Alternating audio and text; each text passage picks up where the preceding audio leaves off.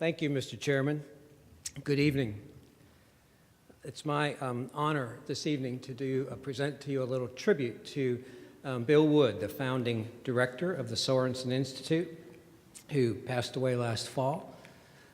And I want to share some perspective about Bill with you.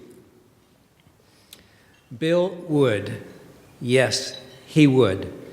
He would search every person and situation until he located the positive, and then he would emphasize that message. I've never met a person who more accurately personified the mission of the organization that he or she led. Sorensen's is to improve political leadership in Virginia, thereby strengthening the quality of governance at all levels. What ingredients does that kind of leadership require? Commitment, integrity, honesty, humility, energy, passion, focus, understanding, and drive. All of those describe Bill. Upon his appointment as the first director of the Institute, then UVA President John Castine said, "As editor of the Norfolk newspapers, he has won the admiration and respect of Virginians at all levels of public service. He is the right person to build the Institute into a serious service for all Virginians interested in good government." Today, 20 years later, we realize how accurate John's statement turned out to be. Bill had three passions: politics, baseball, and carol. They were deeply intertwined. Often you weren't sure which passion you were experiencing. I recall one of our early fundraisers. That's before we renamed them galas, Bob. Bill had convinced then Speaker of the House, Tom Moss, to be honored, that is, roasted. As you might guess, there were a lot of folks who wanted a piece of that action. And of course, none could stay within the time allotted.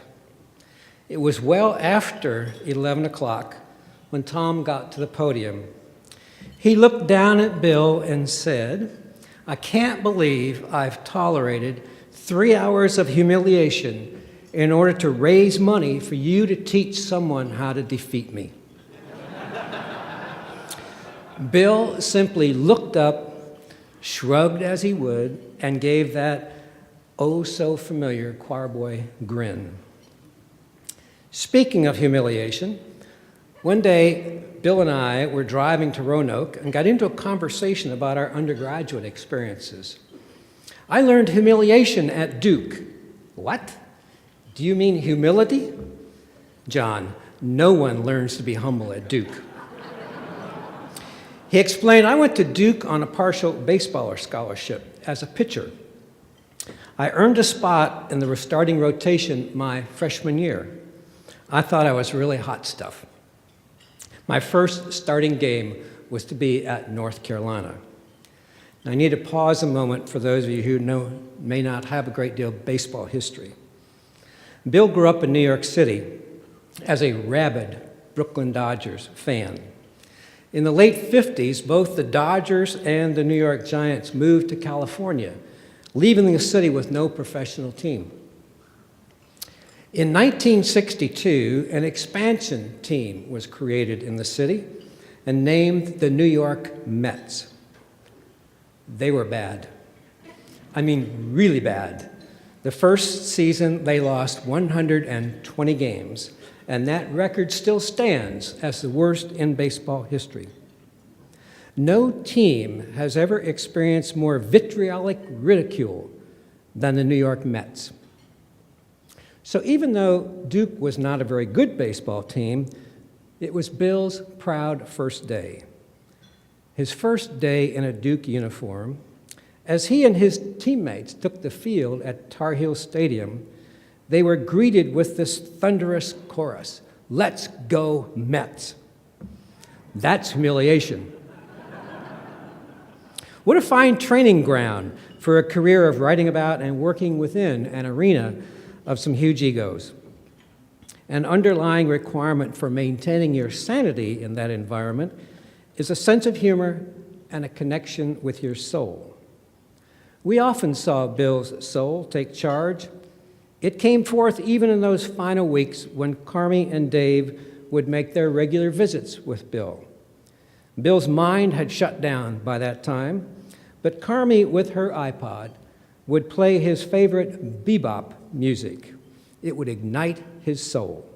He would pull himself out of a chair with that devilish grin and mindlessly dance what Carol calls his jitterbug wiggle. Bill's humor blended with his soul and remains with his spirit. Some of you were in the UVA chapel on November 27th for Bill's memorial service. It was a little long. Begun at 2, an hour had already passed when the priest began the Mass with the phrase which you know, in the name of the Father, bong, in the name of the Son, bong, in the name of the Holy Spirit, bong. The chapel bell had pealed 3 hourly chimes as if choreographed. I looked at my colleague and said, Bill's at it again. Bill could be all business as well. He was driven to help create and sustain an educational program that would indeed change the discourse and the behavior of politics in the Commonwealth. He was totally engaged with leaders from the beginning who shared that passion, people like Lee Middleditch, Michael Bills, John Munford, Wiley Mitchell, Frank Atkinson, John Hager, Fred Scott, Barbara Reed, Gene Jensen, and so many of you in this room. One of the prize pupils of that first year, Emily Couric, claimed proudly that the Institute experience changed her life, and she in turn changed many of ours. Today, there is no denying success with over 1,500 graduates devoting themselves to public service. 22 members of the current General Assembly are grads, and Bill would be particularly proud of the fact that there are 11 Democrats and 11 Republicans. Put those 22 people in a room, and you will hear very different discourse than the one we normally hear in the public space.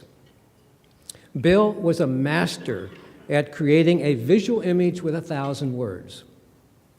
We also know that a picture can be worth 1,000 words. Our Cooper Center colleague, Melanie Gillies, has used her video magic as a way to help us celebrate Bill in video form. Please join me as we watch her gift.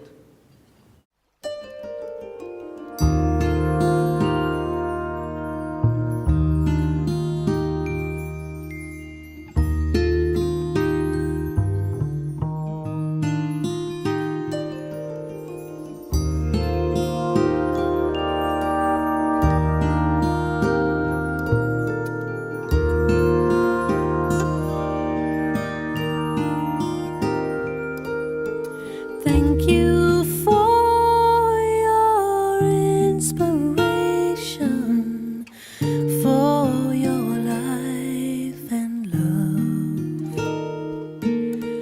Thank you for your recognition of the one above.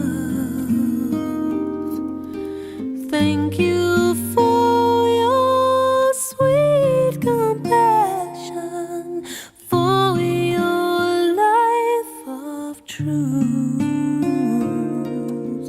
Thank you for walking on this earth. Thank you for being you.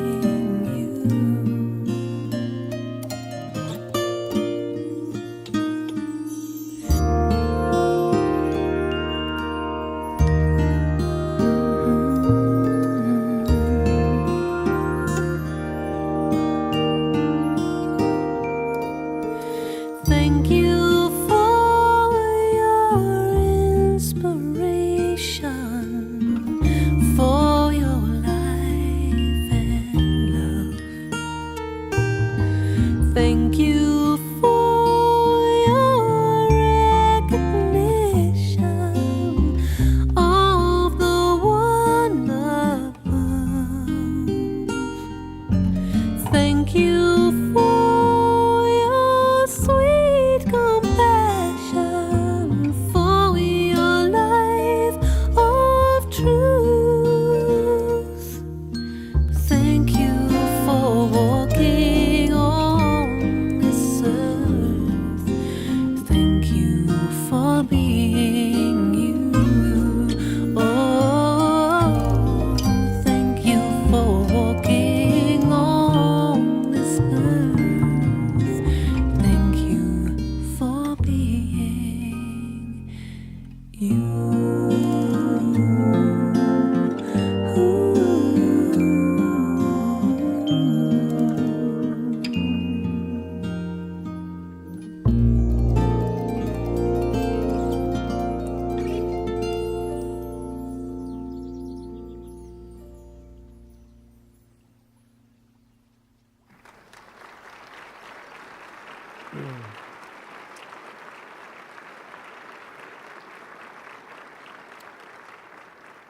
Thank you, Melanie. As we get older, we begin to understand that it's upon that final breath that we realize how truly blessed we have been by having someone like Bill in our life. It's also a challenge. Bob Gibson and his superb teammates, along with John Hager and the Sorensen leadership, are enthusiastically guiding us as we celebrate what's been achieved and commit ourselves to an enhanced future. Now is the perfect opportunity to make tangible our words. Thank you, Bill. Thank you for being here, and we invite you now to join dinner and do what Sorensen does, which is connect and reconnect. Thank you.